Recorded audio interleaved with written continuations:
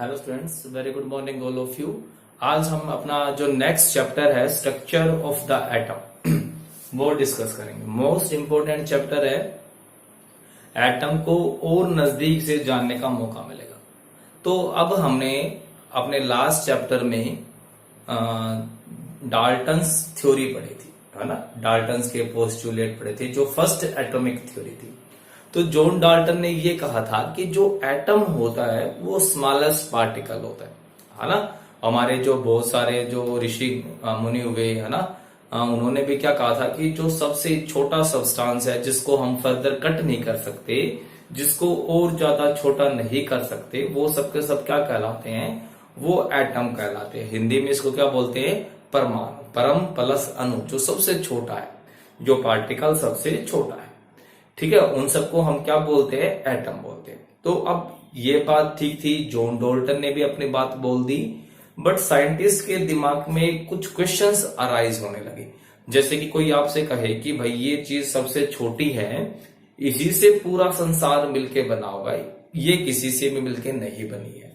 तो जो चीज सबसे छोटी है, जिसके अंदर कुछ भी नहीं है, जो इंडिविजुअल है, तो छोटे पार्टिकल्स कभी अलग हो सकते हैं भी। अलग क्यों होंगे, कोई भी दो चीजें अलग क्यों होंगी, जब उनकी कंपोजिशन अलग होगी, जब उनके अंदर जो सब्सटेंस है वो अलग होगा। अगर उनकी कोई कंपोजिशन है ही नहीं, वो किसी से मिलके ही नहीं बने हैं, तो फिर वो अलग क्यों होंगे, है ना। तो ऑक्सीजन का एटम जो सबसे छोटा है, हाइड्रोजन का एटम जो सबसे छोटा है, जिसके अंदर कुछ भी नहीं है, वो दोनों अलग क्यों हैं। कोई तो रीजन होना चाहिए ना। भी मैं ये कहूंगा कि भाई इसमें 2 ग्राम है, इसमें 3 ग्राम है, तो जो मास का जो डिफरेंस है, वो डिफरेंस भी क्यों अलग है भाई। मतलब कोई ना कोई चीज तो इसके अंदर ऐसी है ना, जिसकी वजह से दोनों का मास अलग हुआ, दोनों की प्रॉपर्टीज अलग हुई। तो कहते कि ऐसे क्वेश्चन माइंड में आने लग गए साइंटिस्ट के, कि अगर वो सबसे छोटे हैं तो वो क्या होने चाहिए थे, वो सिमिलर होने चाहिए थे, वो अलग क्यों है। फिर दूसरी बात, हम जो साइंटिस्ट थे फेराडे के एक्सपेरिमेंट्स ने भी साइंटिस्ट का दिमाग कुछ घुमाया। कैसे, जैसे आपने एक सिंपल सा एक्सपेरिमेंट देखा होगा चार्ज पार्टिकल का। जब आप कॉम्ब करते हो ड्राई हेयर, सूखे बालों में जब आप कॉम्ब करते हो, फिर उसी कॉम्ब को ड्राई पेपर के पास, छोटे छोटे ड्राई कागज के टुकड़े होते हैं, उनके पास लेके जाओगे तो वो ड्राई पेपर उस कॉम्ब के साथ अटैच हो जाते हैं, अट्रैक्टेड होते हैं। और ये चीज तभी होती है जब वहां पर कोई चार्ज आया हो, जब वहां पर कोई चार्ज हो, उन दोनों में से दोनों पे चार्ज हो या किसी एक के ऊपर चार्ज हो। क्योंकि अगर एक के ऊपर भी चार्ज होगा तो वो दूसरे के अंदर ऑटोमेटिक चार्ज पैदा कर देता है। Induce of charge, induction of charge इसको बोलते हैं। तो इसका मतलब क्या हुआ कि वो जो कॉम्ब था, कंघा था, उसके ऊपर चार्ज आए होंगे। अब वो कॉम्ब किससे मिलके बना हुआ है, कॉम्ब भी तो एक मैटर ही है, और मैटर किससे मिलके बना हुआ है, एटम से। मतलब कि कॉम्ब के जो एटम्स हैं उनके ऊपर चार्ज आया होगा। तो जब एटम्स के ऊपर चार्ज आया होगा, इसका मतलब एटम में कुछ ना कुछ तो ऐसा था जिसकी वजह से उसके ऊपर चार्ज आया। तो कहता है कि ये बहुत सारे ऐसे रिजल्ट्स आने लग गए, जिसको साइंटिस्ट को लगा कि ना, एटम जो है वो सबसे छोटा नहीं है, इंडिविजुअल नहीं है। एटम भी एक्चुअल में किसी न किसी से मिलके बना हुआ है, उसको हम डिवाइड कर सकते हैं, डिविजिबल है वो एटम भी, ठीक है। फिर क्या साइंटिस्ट ने जब अपनी रिसर्च की, रिसर्च करने के बाद उन्हें क्या मिला कि हाँ भाई, एटम के अंदर बहुत सारे टाइप के पार्टिकल्स होते हैं जो एटम से बहुत छोटे हैं, जिनको हम देख नहीं सकते। बट फिर फर्दर रिसर्च हुए और अच्छे रिसर्च हुए और अच्छे माइक्रोस्कोप बने, तो जिनकी हेल्प से हम उन्हें कुछ कुछ उसकी इमेज भी बना पाए, ठीक है। तो जब एटम किस किस से मिलके बना होगा, किस वजह से जो एटम्स होते हैं वो अलग होते हैं, ये सब बात पता चली। तो जब ये पता लग गया कि भाई एटम के अंदर भी कुछ छोटी चीजें होती हैं, एटम है हमारे पास, और एटम भी स्मॉलर पार्टिकल से मिलके बना हुआ है, तो इन पार्टिकल्स को क्या नाम दिया गया, इन पार्टिकल्स को नाम दिया गया सब एटॉमिक पार्टिकल्स। सब एटॉमिक पार्टिकल मतलब कि जो एटम से भी छोटे हैं, ठीक है। सब एटॉमिक का मतलब क्या हो गया, जो एटम से भी छोटे होंगे उनको हमने क्या नाम दे दिया, सब एटॉमिक पार्टिकल्स। और उस टाइम पे जो होते तो बहुत सारे हैं, बट जो मेन है वो कौन है? Electron, proton and neutron. ये तीन जो मेन टाइप के पार्टिकल है वो। ठीक है, तो धीरे धीरे डिस्कवरी हुई और कई साल लग गए इनमें। ठीक है, बहुत सारे रिसर्च हुए, बड़े बड़े साइंटिस्ट इसके साथ लगे। अब जब ये हो गया तो फिर अब अगली प्रॉब्लम स्टार्ट। पहली प्रॉब्लम क्या थी कि ये प्रूव करना कि भाई एटम सबसे छोटा नहीं है। जॉन डाल्टन गलत बोल रहे हैं, एटम भी किसी से मिलके बना हुआ है।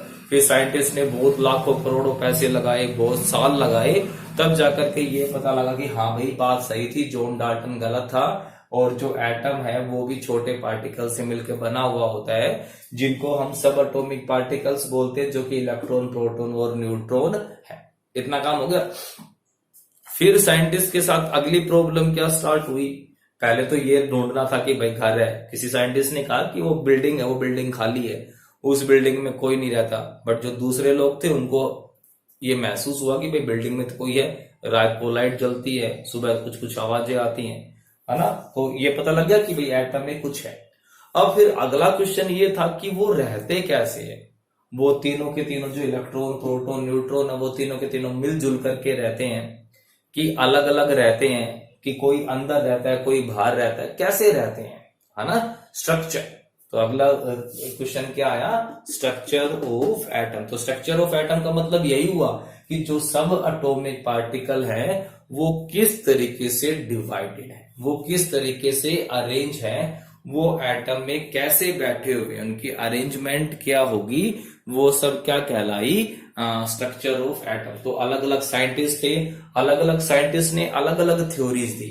हम इसके अंदर अलग अलग थ्योरीज पढ़ेंगे। सबसे पहले थॉमसन एक साइंटिस्ट थे, उसने क्या कहते हैं कि भाई एटम तो तरबूज के जैसा होता है। एटम को कंपेयर कर दिया तरबूज के साथ। फिर दूसरे साइंटिस्ट आए रदरफोर्ड, उन्होंने कुछ और बताया। फिर नील्स बोर साइंटिस्ट आए, उन्होंने कुछ और बताया। और फिर लास्ट में चलते चलते श्रोडिंगर तक पहुंचेंगे हम। तो जो श्रोडिंगर वेव इक्वेशंस होंगी, श्रोडिंगर ने जो बताया वो बिल्कुल जो मॉडर्न है, ठीक है, वो सब। बट वो अभी आपके सिलेबस में नहीं होगा, वो जाकर के हायर क्लासेस में। ठीक है, तो सबसे पहली बात क्या होगी कि जो स्ट्रक्चर ऑफ एटम कहां से स्टार्ट होगा? जब हमें सब कुछ ये मिल जाएगा। और ये सब एटम जो सबसे छोटा पार्टिकल नहीं होता है, वो सब कहां से पता लगा? कुछ एक्सपेरिमेंटल से। ठीक है, तो हम अपना जो चैप्टर स्टार्ट करते हैं और जो फर्स्ट डेफिनेशन हम लिखते हैं वो क्या होगी?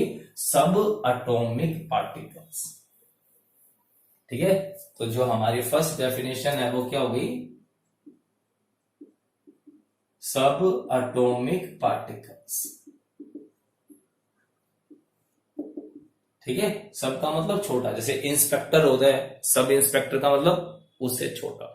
एटम था तो एटम से छोटा sub atom, sub atomic particles.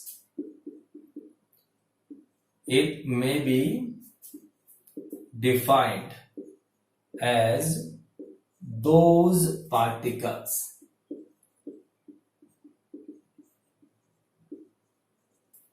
which are present in the atom। ऐसे पार्टिकल्स जो एटम के अंदर प्रेजेंट होते हैं।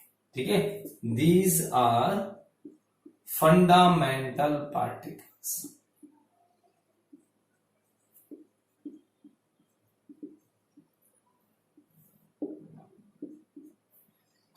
इसका मतलब क्या हुआ? फंडामेंटल। फंडामेंटल का मतलब बिल्कुल बेसिक, मतलब कि ये तो होंगे ही होंगे, ये तो मेन हो गए, बेसिक एलिमेंट्स हैं, सॉरी बेसिक पार्टिकल्स हैं, ये सभी में होंगे।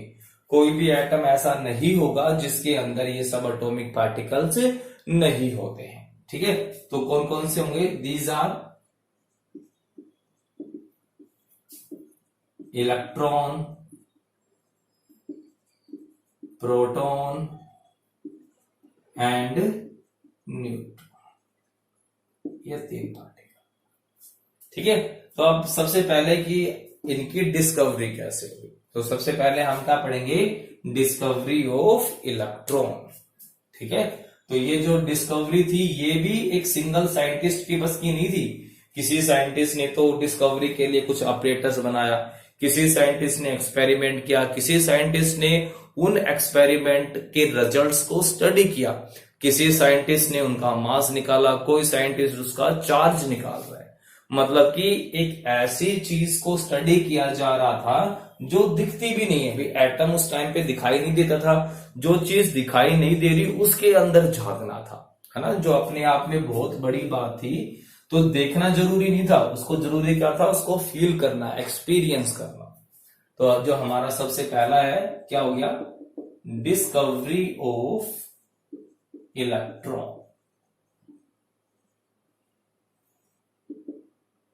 ठीक है, और ये सब कहां से स्टार्ट हुआ, discharge tube experiment.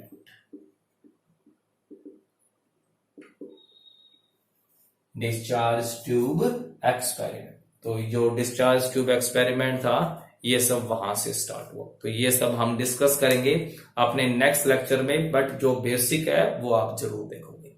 Okay, thank you.